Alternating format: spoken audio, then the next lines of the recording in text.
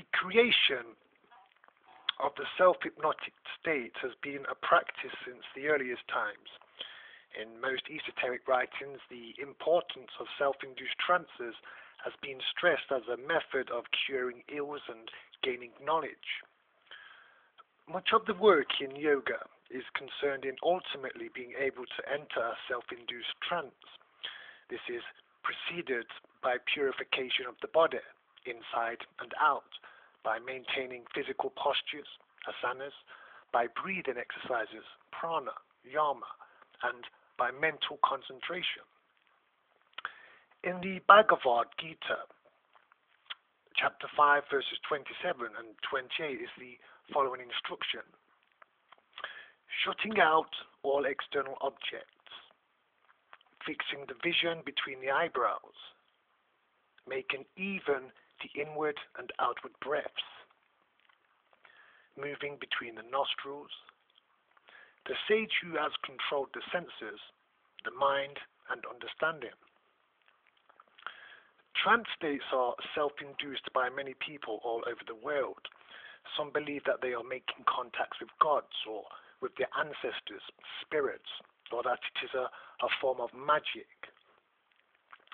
In the West, self-hypnosis is being increasingly regarded in a much more factual way, namely as a method of contacting the unconscious mind. Although the basic principles underlying the techniques of self-hypnotism and successful trance induction are the same in any part of the world, local conditions are not, and these make a great deal of difference to trance induction. The mental state is dependent on the chemistry of the body. Too much oxygen makes us lose control of ourselves, and too little, we become insensible. Altitude is also a real factor. In Johannesburg, at 6,000 feet above sea level, motor cars from lower altitude need a carburetor adjustment. When we find the gross mechanism of a car can be affected by the altitude, it is not surprising that the chemistry of the body and the mental operations can also be affected. Mountains and deserts are traditional places of retreat for meditational purposes. From my experience, the greater the altitude, the easier the trance induction, and this, I believe, is something quite apart from the amount of oxygen in the air. Some people enter a trance more easily when they have less than average oxygen in their bloodstream, and others succeed more easily when they have more than the average amount of oxygen. This is a matter which the reader must find out for himself. Before practice sessions, I would recommend trying very shallow breathing for a minute before carrying out practice in your relaxation of trance induction.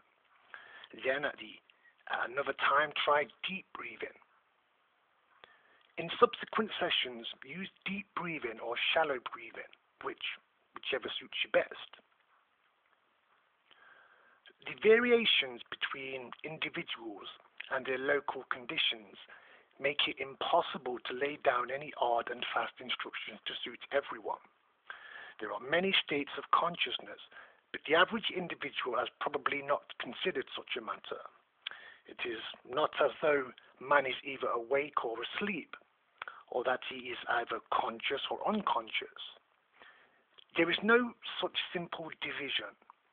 There are many intermediate states, and in fact, when we are asleep, we are not really unconscious.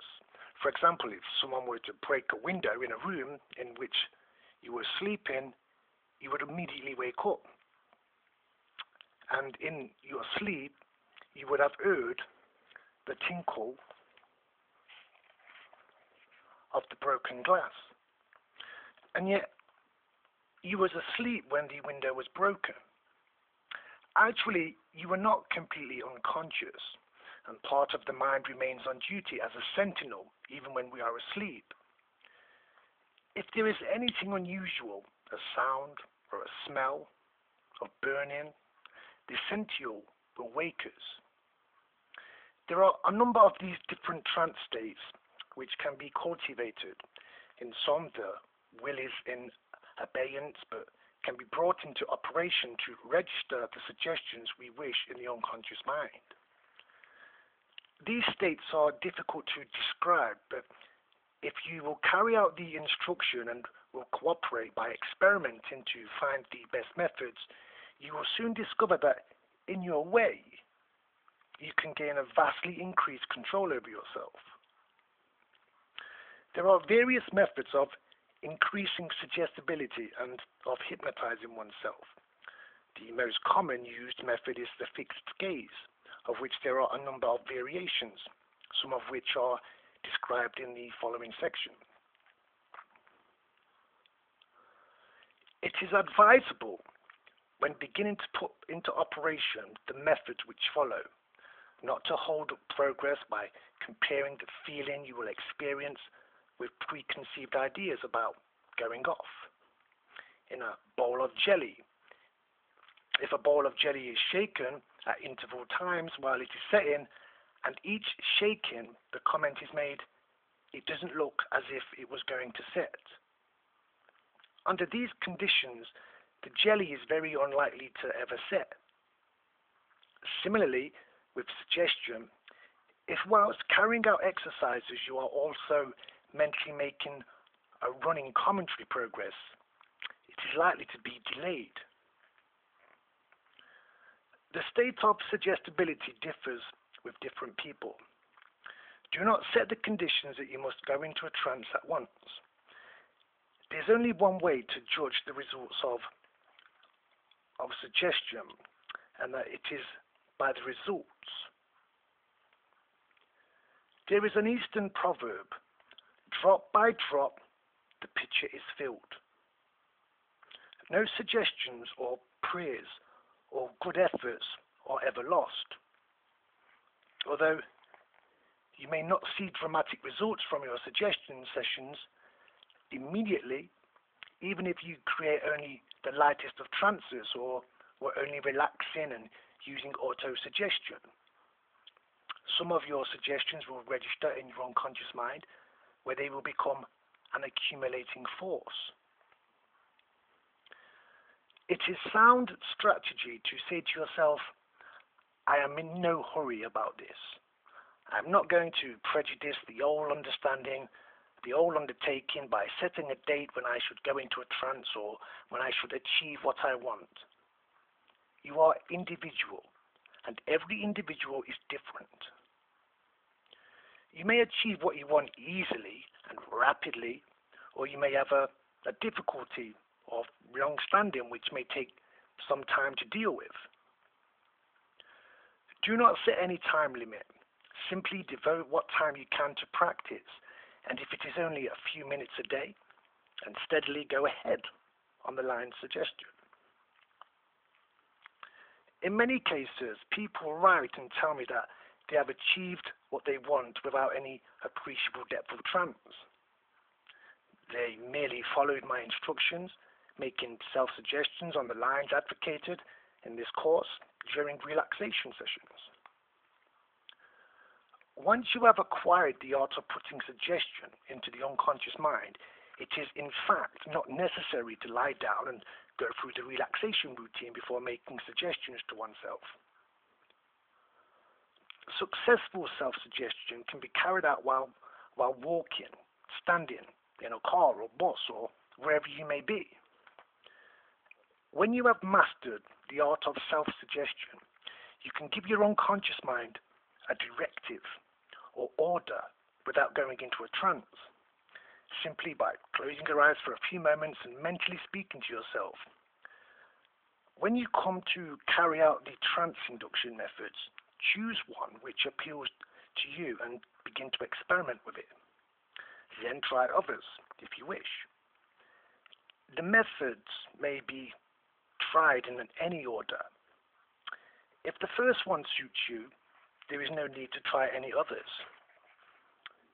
I recommend you to experiment, to make alterations and create the best possible conditions for yourself, according to your personal idiosyncrasies, the time you have available, and your environmental circumstances. Before beginning your suggestion sessions, make arrangements for your comfort, as already described.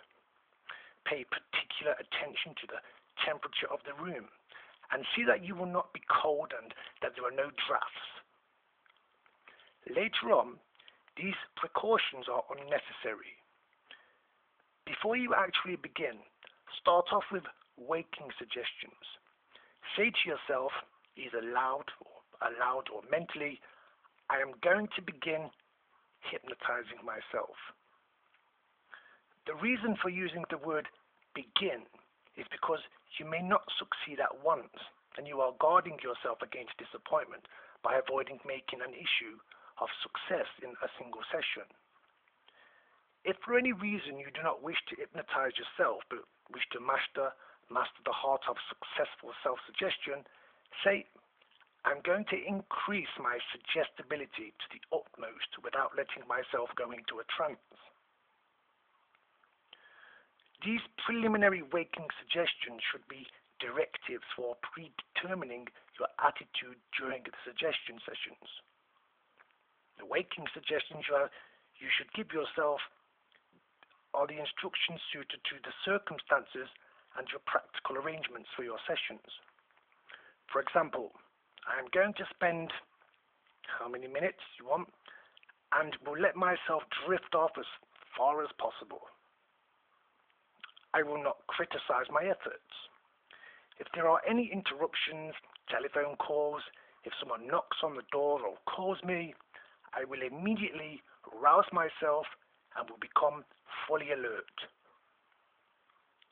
In the next section, various methods of trance inductions are described.